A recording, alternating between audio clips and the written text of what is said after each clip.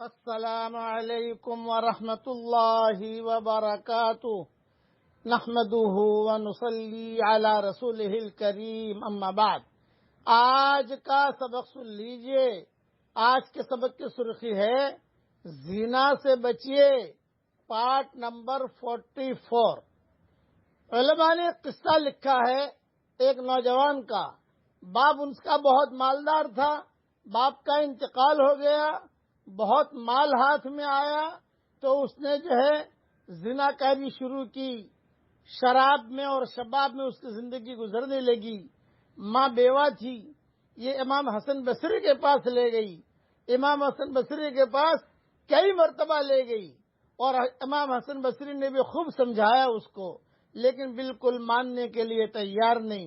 نہ نماز ہے نہ روزہ ہے، الگ الگ لڑکیاں دیکھنا اور مال لگانا ان پر اور زنا کاری کرنا، یہاں تک کہ کمزور ہو گیا اور گھر پر آ کر پڑ گیا۔ اب مال بھی نہیں، جمال بھی نہیں، منال بھی نہیں، کچھ نہیں۔ ماں قریب میں بیٹھی ہے، موت کا وقت قریب ہے اس کا۔ اس نے کہا امی میں اب توبہ کرنے کے لیے تیار ہوں، حسن بصری سے جا کر کہو کہ مجھے توبہ آ کر کراویں، وہ خود آویں میرے پاس اور توبہ کراویں۔ اور میری ایک نصیحت ہے کہ حسن بصری کو کہنا کہ میرے جنازے کی نماز پڑھیں۔ ماں روتی ہوئی حسن بصری کے پاس گئی۔ حسن بصری درس قرآن میں تیاری کر رہے تھے، قرآن دیکھ رہے تھے۔ کیوں آئی ہو؟ حسن بصری نے پوچھا۔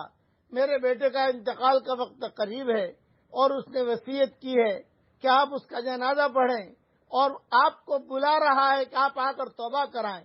حسن بصری نے کہا کہ نہیں، میں اس کا جنازہ بھی نہیں پڑھوں گا اور اس کے پاس بھی نہیں آؤں گا، اس لیے کہ زندگی میں کبھی بھی اس نے نماز نہیں پڑھی، اور میرا مسلک ہے کہ جو آدمی جان بوجھ کر نماز چھوڑ دے وہ کافر ہو جاتا ہے۔ میں کیسے اس کی نماز پڑھوں جنازے کی، اور میں آتا بھی نہیں۔ ماں روتی ہوئی واپس آ گئی، بچہ سکرات میں تھا۔ کیا ہوا امی؟ یہ فرمایا حسن بصری نے تیرا جنازہ پڑھنے سے ہی منع کر دیا۔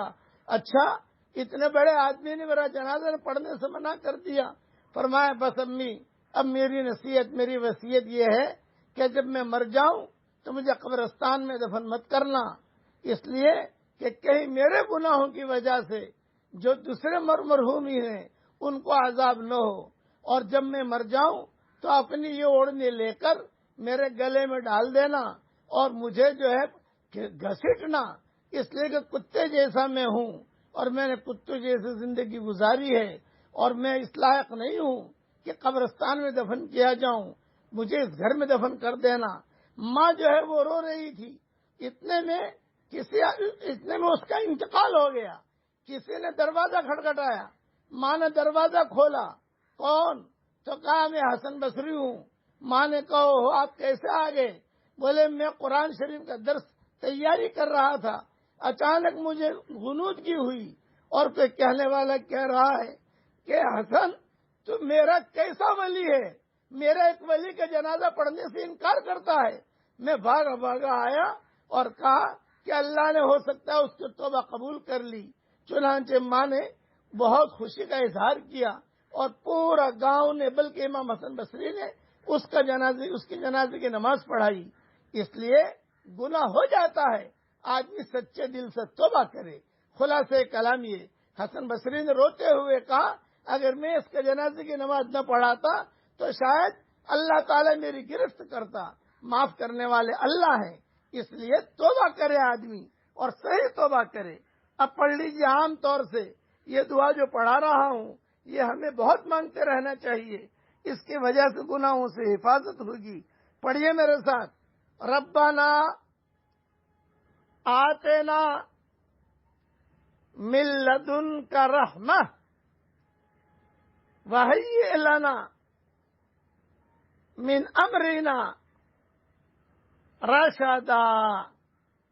اے ہمارے پیارے اللہ، ہم کو اپنے پاس سے رحمت دیجیے اور ہمارے لیے ہمارے معاملے کو درست کر دیجیے۔ علماء نے لکھا ہے یہ دعا اگر آدمی پڑھتا رہے تو اللہ کی ذات سے امید ہے کہ گناہ کی طرف رغبت اس کی نہیں ہوگی. یا اصحاب کہف کے نوجوانوں نے پڑھی تھی. نوجوانوں کو تو بہت اہتمام سے دعا پڑھنی چاہیے، مرد ہو یا عورتیں ہوں. اللہ تعالیٰ یہ دعا ہم سب کے لیے قبول فرمائے. آمین. وآخر دعوانا ان الحمدللہ.